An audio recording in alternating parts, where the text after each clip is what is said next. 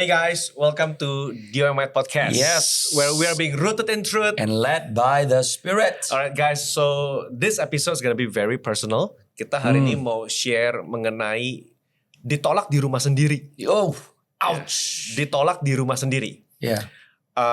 Kita mau bahas nanti dari kisah kitab Markus, di mana Yesus dia share bahwa dia sendiri pun ditolak di kota di mana dia dibesarkan. Betul. Begitu. Seorang nabi itu sebagai seorang nabi yang ditolak di rumahnya sendiri, dan kita mau share ini kepada teman-teman yang mungkin melayani sebagai generasi berikutnya di dalam gereja, bisnis, usaha, apapun, bahwa what should we do kalau ide-ide kita, harapan kita, ekspektasi itu berbeda dengan ekspektasi daripada generasi sebelumnya. Iya. Tentu kita nggak bisa succumb to the condition. Succumb to apa ya? Kita nggak bisa menjadi takluk ya kepada keadaan situasi. gitu. You have to raise up gitu, karena Tuhan Yesus pun nggak ngambek juga, dia nggak sulking juga. Tuhan Yesus malah dia menunjukkan gitu loh sesuatu ya. Nah tadi Pastor Dio udah membukakan buat kita, dan saya mungkin bacakan ya, karena ayatnya nggak terlalu banyak, hanya 6 ayat saja. Di kitab Markus pasal yang ke-6, ayat yang pertama sampai ayat yang ke-6a secara khususnya ada sesuatu yang luar biasa. Kemudian Yesus berangkat dari situ dan tiba di tempat asalnya. Garis bawahi saudara, tempat asalnya, where he came from. Sedang murid-muridnya mengikuti dia. Pada hari Sabat ia mulai mengajar di rumah ibadat, dan banyak orang takjub mendengarnya dan berkata. Nah garis bawahi saudara kata takjub. Berarti waktu Yesus berkata-kata, people felt the power, people were amazed, mereka mengalami sesuatu yang dibawa oleh Yesus. Nah tapi setelah mendengar semua perkataan Yesus, yang menjadi fokus orang-orang ini bukan berita yang Yesus bawa, bukan betapa besar Tuhan yang sedang bekerja melalui kehidupan Tuhan Yesus, tapi yang mereka pusingin, orang ini dapat dari mana gitu loh. Dari mana orang ini memperoleh hal-hal itu? Hikmat apakah yang diberikan kepadanya? Bagaimanakah mujizat-mujizat yang demikian dapat diadakan oleh tangannya? Bukankah ia ini tukang kayu, anak Maria, saudara Yakobus, Yoses, Yudas, dan Simon? Bukankah saudara-saudaranya yang perempuan ada di sini bersama kita? Lalu mereka kecewa dan menolak dia. Yesus berkata kepada mereka, seorang nabi dihormati di mana-mana kecuali di kampung halamannya, di antara kaum keluarganya, dan di rumahnya. Ia tidak dapat mengadakan suatu mujizat pun di sana, kecuali menyembuhkan beberapa orang sakit dengan meletakkan tangannya di atas mereka. Jadi tetap ada mujizat tapi tidak maksimal. Dan ia merasa heran karena mereka tidak percaya. So I think as opening questions, pernah nggak mungkin guys, teman-teman merasa bahwa lu seperti Tuhan Yesus gitu loh. Teman-teman merasa bahwa ide lu, apa yang teman-teman lakukan gitu, itu nggak diterima di dalam rumah sendiri. Betul. Begitu. Malah lebih bisa diterima di luar. Begitu. Itu yang exactly apa yang Tuhan lakukan. Saudara mungkin dalam posisi kepemimpinan, mungkin memimpin aku nggak tahu, remaja, youth begitu, tapi tetap dianggap sebagai anak kecil walaupun sudah kumisan, brewokan, dan anak udah satu sebetulnya. Karena kita punya mungkin culture orang Indonesia, culture ketimuran ya, yang memang ngeliat senioritas begitu loh. Which is that's just the way it is. Dan gitu. Orang-orang ini pun nggak bisa get over the fact, atau yang menjadi pusat perhatian mereka lebih, kita udah kenal nih Yesus gitu loh. Kita tahu rumahnya, kita tahu ibunya, kita tahu saudara-saudaranya. Sometimes apakah tanpa kita sadar, ya karena gak bisa dipungkiri di budaya timur, orang lebih menilai orang lain karena masa lalunya, bukan karena masa kini dan masa depannya.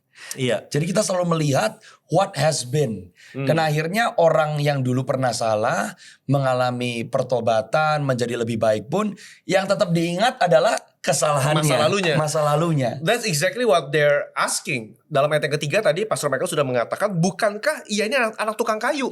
Udah, yang mereka lihat masa lalu Tuhan Yesus, anak tukang kayu. Mereka gak bisa terima apa yang Tuhan lakukan. Setidaknya dalam Markus, dalam pasal keempat, Tuhan sudah meredakan angin ribut. Betul. Pasal 5, Tuhan telah mengusir roh jahat. Tuhan telah membangkitkan anak Yairus. Tuhan telah memulihkan orang lumpuh pada pasal 2. Pada pasal 3, Tuhan menyembuhkan orang pada hari Sabat. They just cannot see that. They cannot see Mereka that. cuma lihat, ini kan anaknya tukang kayu. over familiarity. Oh, that's powerful. Over familiarity with the presence of God. Over familiarity with the person yang Tuhan utus atau dengan apapun, saudara, siapapun. Itu bisa membuat kita lose respect. Dan akhirnya bukan hanya mereka mendengarkan hal-hal yang Tuhan Yesus lakukan di tempat-tempat yang lain. Waktu mereka sendiri melihat dengan mata kepala Yesus, karena tetap ada beberapa orang yang disembuhkan. Mereka tetap gak bisa mensyukuri yang Tuhan sedang lakukan. Karena sesuatu tentang masa lalu, keberadaan Tuhan Yesus sebagai tukang kayu atau anak tukang kayu, mereka gak bisa move on gitu loh. Tapi yang dirugikan siapa? Yang dirugikan yang orang kota itu sendiri. Banyak yang gak ngalamin mujizat. Padahal ini Tuhan Yesus loh. Yes. The miracle maker. The great I am. The great I am. So, rupanya ekspektasi dan iman orang tanda kutip menghambat Tuhan Yesus melakukan mujizat. That's right. Right? That's right. Atau cara memandang yang salah. Cara memandang Tuhan Yesus yang salah. Nggak bisa melihat kasih karunia Tuhan. Nah, kalau di dalam konteks kita sekarang adalah, saudara, seringkali orang kehilangan berkat Tuhan dari sesama anggota keluarganya atau orang yang ada di sekitarnya. Karena kita lebih ngelihat masa lalu orang tersebut, kita lebih melihat kelemahan orang tersebut, atau kayak tadi kata-kata yang dipakai Pastor Dio, familiar, kita lebih terbiasa sama orangnya, tapi kita nggak sadar Tuhan yang luar biasa yang sedang bekerja di dalam kehidupan orang tersebut gitu. Kita terbiasa sehingga nggak menyadari Tuhan yang luar biasa itu sedang bekerja. That's right. Karena udah terbiasa. Dan jujur kita sebagai orang percaya, menurut saya di dalam episode ini kita juga mau sampaikan, kita harus break. Kita harus break sebuah budaya ketimuran yang menjadi budaya yang gak baik, menjadi budaya yang menghambat, dan budaya yang merugikan sebetulnya. Apa itu? Kita selalu menilai orang berdasarkan apa yang terbiasa buat kita. Kita selalu menilai orang karena masa lalunya. Kita menilai orang karena keberadaannya, anaknya siapa, koneksinya siapa, dulu pernah melakukan apa, kapasitasnya apa. Tapi kita akhirnya nggak bisa melihat Tuhan. Itu sebenarnya menunjukkan kesombongan diri kita loh. Menunjukkan bahwa kita ini sombong sebetulnya. Kenapa? Seringkali lah kita selalu merasa bahwa ya orang yang harus membuktikan diri dong. Tapi kalau kita lebih merindukan orang lain membuktikan diri, berarti kita lebih mencari pembuktian dan bukan mengasihi pribadi orang tersebut. Sedangkan Yesus mengajarkan kita, yang Yesus ajarkan totally berbeda. Orang yang disqualified dengan masa lalu yang buruk pun, waktu disentuh oleh Tuhan, dipulihkan oleh Tuhan, Tuhan melihat diri kita bukan karena apa yang pernah terjadi, tapi Dia melihat kita dengan potensi masa depan. Karena kita diciptakan segambar serupa dengan Dia, semua hari-hari kita, Mazmur 139 berkata sudah tertulis di kitabnya.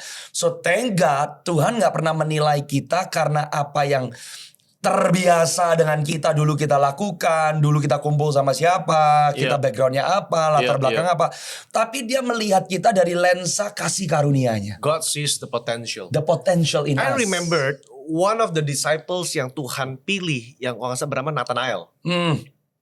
Dia bilang, I saw you underneath the tree. I already saw you. That's right. Karena Tuhan ngomong mengenai Nathanael, ini orang benar. Terus kan Nathanael nanya, loh Tuhan, kita pernah ketemu di mana? Tuhan tahu aku dari mana? Aku aja baru datang. That's right. Terus Tuhan ngomong, I saw you already. I saw you. Apa yang Tuhan lihat? I think He saw Nathanael's potential. Come on. I think Tuhan ngelihat Nathanael. I know what you are gonna be. That's powerful. You're gonna be a powerful disciple. You're gonna be a powerful kesaksiannya luar biasa. You're gonna spread the good news. I already saw you. Dan di antara orang Israel nggak ada yang seperti kamu. Yes. Menunjukkan apa, saudara? Tuhan tuh selalu mengingatkan sisi baik saudara dan saya. Tuhan selalu ngingetin, I know what the people are saying about you. Saya tahu apa yang bahkan kamu sendiri ngomong mengenai dirimu sendiri. Kamu yang tadi kata Pastor Michael punya victim mentality. Kita merasa diri kita gak mampu, minder, jelek, apa, you name it. But God says, I saw you. Ini yang tadi Pastor Dio katakan tuh di Yohanes pasal yang pertama, ayat yang ke-43 dan seterusnya. Nah, interestingly saya lagi baca sekarang saudara, dan nama Nazaret ada loh. Keesokan harinya Yesus memutuskan untuk berangkat ke Galilea. Ia bertemu dengan Filipus dan berkata kepadanya, ikutlah aku. Filipus berasal dari Betsaida, kota Andreas dan Petrus. Filipus menemui Nathanael dan berkata kepadanya, kami telah menemukan dia yang disebut oleh Musa dalam Taurat dan oleh nabi-nabi, yaitu Yesus anak Yusuf dari Nazaret. Nih. Kata Nathanael kepadanya, mungkinkah sesuatu yang baik datang dari Nazaret? Ternyata Nazaret itu udah notorious. Emang identik dengan kota yang nothing good came out from Nazareth. Dan kalau udah terbiasa dengan nothing good, nothing special, mentalitas orang-orangnya ya sinis dan skeptis. Iya. Oh, kata Filipus kepadanya, mari dan lihatlah. Yesus melihat Nathanael datang kepadanya lalu berkata tentang dia, lihat, inilah seorang Israel sejati, tidak ada kepalsuan di dalamnya. Kata Nathanael kepadanya, bagaimana engkau mengenal aku? Jawab Yesus kepadanya, sebelum Filipus memanggil engkau, aku telah melihat engkau di bawah pohon ara. Kata Nathanael kepadanya, Rabi, engkau anak Allah, engkau raja orang Israel. Yesus berkata, apakah karena aku berkata kepadamu, aku melihat engkau di bawah pohon ara, maka engkau percaya? Engkau akan melihat hal-hal yang lebih besar daripada itu. Lalu kata Yesus kepadanya, sesungguhnya aku berkata kepadamu, kamu akan melihat langit terbuka dan malaikat-malaikat Allah naik turun pada anak manusia. That's what you said. Jadi kayak Tuhan ngomong, Nathanael, aku gak cuma ngelihat kamu yang duduk di pohon ara, I see you in the future. I see the best is yet to come in your life. That's right. Thank God. That's right. Dan Nathanael itu represents orang-orang yang udah keburu judging dulu, menghakimi dulu. Dan saudara, I just wanna ambil ayat ini, saya mau masukin ke dalam konteks kepemimpinan, saudara. Kadang-kadang dalam kepemimpinan orang tuh juga sudah mulai menghakimi gitu. Anak muda bisa apa sih? Kira-kira gitu kan, saudara. Atau mungkin teman-teman yang generasi muda sering denger gitu. Anak muda bisa apa sih? Cuma bisa ngabisin duit gereja doang. Banyak bikin program atau apa. Atau anak muda kebalikan juga. Kita juga skeptikal dengan yang senior. Kita juga punya our own perspektif mengenai yang tua. Orang tua bisa apa sih? Kolot, konservatif, atau nggak mengikuti perkembangan zaman. Dua-duanya sama-sama kayak Nathanael. Nothing good came out from Nazareth. Tapi you know what? Yang Yesus ajarkan, dan saya percaya ini juga mengafirmasi apa yang Paulus singkapkan kepada Timotius, jangan seorang pun menganggap kamu rendah karena kamu masih muda. Karena bayangkan ya, Nathanael datang ke Tuhan Yesus, dia udah skeptik, dia udah bilang nothing good can come, gak ada yang baik bisa keluar dari Nazaret. Itu udah condescending. Jadi udah bisa, orang udah ketemu udah males lah. Udah males lah udah. Tapi Yesus nguji Nathanael loh. That's right. Dipuji sama dia. Oh, engkau adalah seorang Israel sejati, tidak ada kepalsuan. Jadi ternyata saya juga mau melihat bahwa cara Yesus memenangkan orang yang skeptik adalah gak ikut skeptik. Dia malah puji.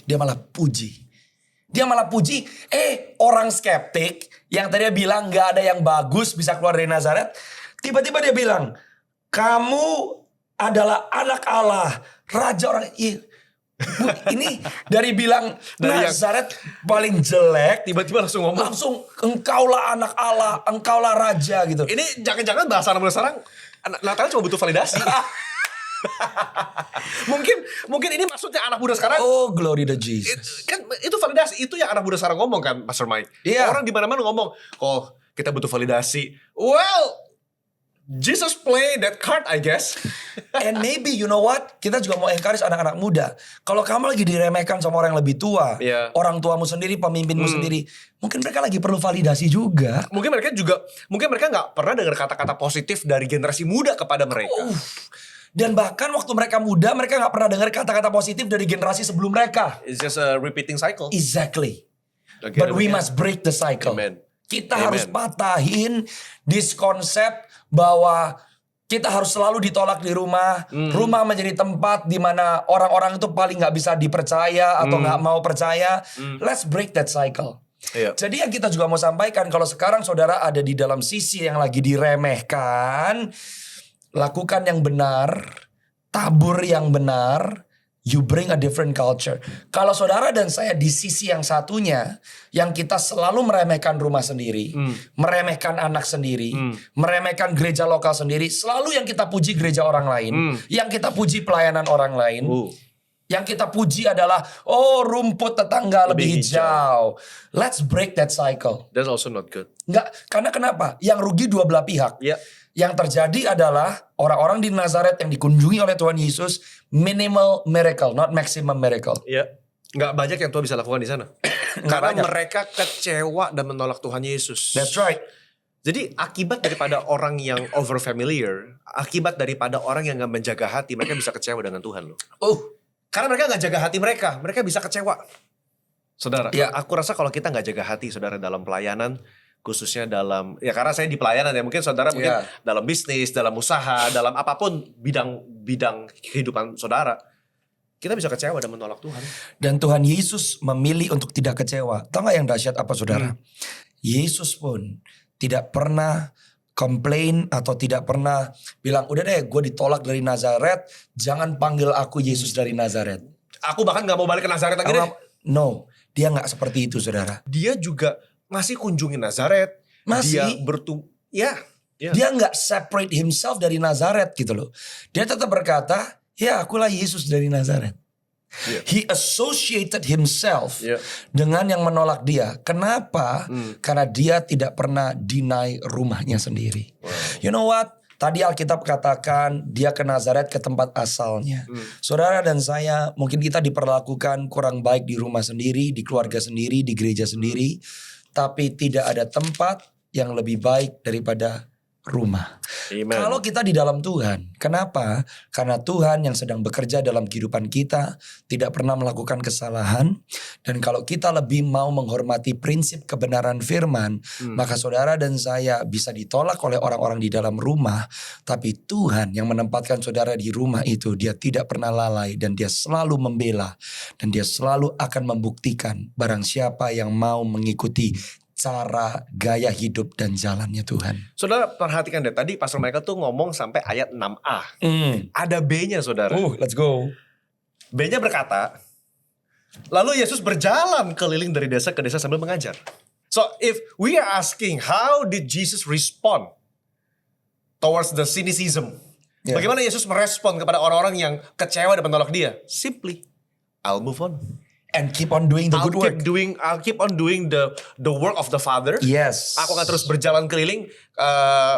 Tuhan ngomong sama para murid, kalau kamu datang ke satu desa dan desa itu menolak kamu, just shake off the dust. Kebaskan. And keep on going. Keep on going. Go to the next house. Saudara jangan kecewa, saudara jangan kepahitan, saudara jangan marah. Keep on doing the will of the Lord in your life. Because God will always reward the steps, acts, tindakan, keputusan, langkah yang dilandaskan dengan kebenaran firman. Ujungnya kita memang jadi hamba. Kata Tuhan ngomong gini, mana yang lebih tinggi? Yang duduk makan atau yang melayani? Bukankah yang duduk makan? Tapi look at me, I come before melayani. You as a servant. Jesus. Aku datang di hadapanmu sebagai pelayan. That tells a lot about Jesus ministry. Yesus di sini di Markus sebagai pelayan. Oke, aku melayani Nazaret, aku ditolak. It's okay. I'll move on. Melayani lagi. Tapi saudara, Yesus ditinggikan. Dan dia tidak dipermalukan oleh Bapa Surgawi. Kalau kita mau be on the losing end, then let's pelihara itu pride and attitude. Tapi kalau kita tetap mau melayani, kita tetap mau merendahkan hati, kita tetap mau berfokuskan kepada Tuhan Yesus, one day time will tell. Dan Tuhan gak akan mempermalukan. Kalau sampai saudara ditolak di rumah sendiri, dan God will raise you up somewhere else. Tuhan jadikan saudara berkat di tempat yang lain. Tapi jangan lupa saudara, waktu Tuhan mengangkat kita, bukan karena kita memberontak, bukan karena kita marah-marah, bukan karena kita mencoba membuktikan diri. Karena Tuhan melihat hati seseorang yang mau merendah di hadapan Tuhan. And I believe itu yang juga terjadi dengan Raja Daud. Raja Daud kerajaannya berdiri, dia tidak pernah meniadakan atau meremehkan kerajaan Saul yang sebelumnya. Waktu dia belajar menghormati, dia belajar untuk menghidupi prinsip kebenaran. Apa yang terjadi? Kerajaan Daud dibangun oleh Tuhan sendiri. Pada akhirnya semua silsilah Saul habis. Gone. Dan yang melakukan adalah Tuhan sendiri. Bahkan Daud masih rela untuk mau memperjuangkan keturunan Saul yang sudah di dalam keadaan yang sangat-sangat menyedihkan. Tapi apa yang dituai oleh Daud adalah sampai hari ini kerajaan Israel tidak luput dari keturunan Daud. Bahkan Yesus pun disebut sebagai anak Daud. Anak Daud. Jadi apa yang kita tabur, itu yang memang kita tuai saudara. Jadi kita juga mau berkata kepada anak-anak muda, mungkin engkau sedang diremehkan. Engkau sedang gak dianggap. Kalau sampai Tuhan yang akan memindahkan saudara, biar Tuhan yang melakukan dengan caranya. Tapi selama engkau masih ada di dalam rumah, rumah adalah tanggung jawab kita. Karena kalau kita datang ke rumah orang lain, kita bukan anggota keluarga, kita tamu. Kita tamu. Tapi di dalam rumah sendirilah, di situ baru kita punya identitas yang namanya seorang anak. You know, saudara, kita bikin episode ini, I think karena tadi sebelum sesi ini, saudara, we had a talk. Iya. Karena saya adalah anak pendeta, saya anak gembala, saudara. I grew up watching my dad building the ministry, building the church, saudara. Dan sebagai, kita pernah bahas ini sih mengenai anak hamba Tuhan ya. Dalam episode kapan saya lupa tuh. Is it a curse or a blessing? It's a curse or a blessing being a pastor kids. Saudara, saudara boleh nonton lagi di situ. Saya nggak akan ngulang apa yang saya share di situ, saudara. Tapi bahkan saya ngomong sebagai mungkin pemimpin generasi berikutnya. As the second generation leaders. Ini berlaku bukan hanya untuk anak kandung, by the way. Untuk anak rohani, anak kandung, saudara dalam posisi melayani sebagai second layer. Yang sudah melayani bersama-sama dengan generasi yang lebih tua. Bersama-sama dengan generasi yang lebih tua, saudara. Seringkali kita menemukan that tension, saudara. Kalau kita bilang ada tension, saudara jangan bilang itu negatif dulu. Karena tension is good. Tension is good. Tension is good, saudara. Dan itu penting untuk menajamkan kedua belah pihak, saudara. Ya, itu yang menjadi vibrant and the church is healthy and dynamic karena ada that tension, saudara. Dan actually apa yang Pastor Dio katakan, that tension itu yang memastikan kita sebenarnya growing. Kita bertumbuh in quality according to the image of Christ. Dan saudara, saya ngalamin, saudara, di mana karena saya merasa bahwa ide saya, apa yang saya mau lakukan, yang terlihat baik menurut saya dan generasi saya, saudara, sudah diterima sama generasi atas. Sulit diterima satu dan lain hal. Saya ngerti, cuman terkadang untuk bisa berjalan menerima keadaan itu tuh cukup sulit, saudara. I have to be honest. That's a journey that you have to humble yourself. Dan kayak Daud, ketika dia merawat anaknya Mephiboset, betul. Masih ada nggak ya keturunan Saul yang bisa saya, keturunan Yonatan yang sahabat saya yang saya bisa menunjukkan kasih? Masih ada. Satu anaknya pincang Mephiboset. Daud mau memelihara dan memberi makan Mephiboset. That's it. Padahal itu keturunan keluarga yang mau bunuh dia. Because he remembered his best friend Jonathan. Yes. Jadi saudara, dalam konteks kepemimpinan, kita sebagai generasi muda, saudara, kalau saudara mengalami stuck dalam gereja, saudara mengalami idemu gak didengar, saudara mengalami ada perbedaan, karena tiap generasi punya beda gaya masing-masing. That's right. Tiap generasi punya punya cara, punya style, pengalaman, dan juga perspektif yang sangat berhubungan dengan apa yang memang dialami oleh generasi itu. Generasi yang keluar dari masa perang, generasi yang keluar dari masa penjajahan, generasi yang keluar dari poverty, negara yang mungkin belum berkembang pada waktu itu. I mean, my dad is a true pastor, I think. Saudara, dia pastor luar biasa banget, giftingnya gembala banget sebagai he's a shepherd, saudara. Pastor Tulen. Me on the other hand, kekuatan saya tuh di ngajar. Saya mimpin, saya leading, saya coaching, saya directing. Betul. More into apostolic dan saya suka ngajar, saudara. Apostolic teacher, saudara. Ini, saudara, di belakang layar, di dapur, kadang-kadang kita ada tension, saudara. Karena saya maunya begini, my dad maunya begini, saudara. Dan ini tahun 2026, so it's been 13 years, 13 tahun sejak saya pulang dari luar negeri, saya menjadi hamba Tuhan sepenuh waktu, full time. So I still serving in my house, I still serve my dad, saudara. Apa yang dibutuhkan, kebutuhannya, dan bahkan aku melihat apa yang dia nggak lihat, aku mesti siapin years before. Regenerasi anak muda nggak butuh, itu nggak cuma setahun. You need to prepare years before. Karena baru nuai hasil pemimpin anak muda bertahun-tahun setelah itu. Tuhan Yesus aja nyiapin murid 3 tahun, 3,5 tahun, saudara. Jadi it's pretty common, apalagi kalau saudara adalah anak-anak hamba Tuhan yang meneruskan gereja daripada orang tuamu. Itu cukup lumrah, cukup normal. Tapi saudara, just look at Jesus. Look at David. Look at Joseph. Saudara, siapa lagi? Look at Moses yang katanya yang paling meek, orang yang paling lemah lembut. Saudara, mau digulingin sama imam-imam keturunan Nadab sama Abihu dengan teman-temannya Bani Korah, mereka memberontak kepada Musa, tapi Musa just humble himself and just intercede for the people. Dan mungkin yang kita mau encourage juga for both sides of the coin atau both generation, kedua generasi adalah jangan sampai saudara dan saya tidak menyadari satu kata yang namanya waktu. Generasi muda, tunggu waktu Tuhan. Because your time will come. And apa yang saudara tabur di masa penantian dan masa persiapan, itu yang saudara akan tuai waktu masa launching, waktu masa Tuhan mulai memunculkan. Demikian pula kita juga berkata kepada generasi yang tua, you know what? Waktu yang diberikan untuk engkau membangkitkan, memberikan kesempatan, mempersiapkan generasi mudamu, itu waktu yang satu hari akan hilang. Itu ada batasnya. Ada batasnya. Both sides, kita gak mempergunakan waktu itu dengan baik. There is an expiration date. Ada waktu kadarluasa. Dan kalau generasi tua gak sadar bahwa anak-anak muda yang masih ada di bawah pengawasan pengembalaanmu, yang seharusnya engkau siapkan, yang seharusnya engkau syukuri, yang seharusnya engkau bangkitkan. Waktu itu berhenti. Oh, that's it. You pass udah lewat. You know, I listened to one of the sermon dari Christine Kane. Waktu dia satu acara di Empower 21.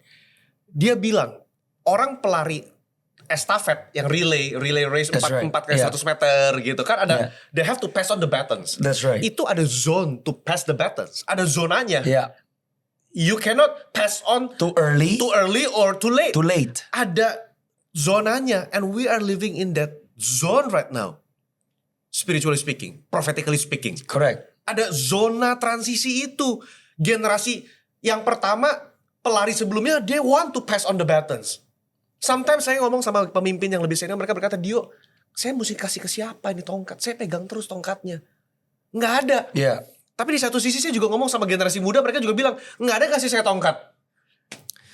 Dan saudara nggak boleh lupa, kalau dari ilustrasi passing the baton tadi yang Pastor Dio katakan adalah, jangan sampai saudara mungkin generasi tua berkata, oh nantilah gampang. Pas saya mau, pas saya rasa udah waktunya, pas saya udah bosen. Tapi saudara ingat loh, di dalam waktu di mana saudara bisa punya kesempatan untuk mempersiapkan generasi muda, yang dipersiapkan bukannya skill anak muda itu, yang dipersiapkan bukan hanya orang-orang yang capable, tapi trust. And the moment saudara dan saya kehilangan waktu untuk membangun trust, untuk membangun meaningful relationship, pada akhirnya banyak orang yang capable tapi mereka gak tangkap hati saudara. Banyak orang yang capable tapi mereka tidak bisa saudara percaya. Dan akhirnya apa saudara?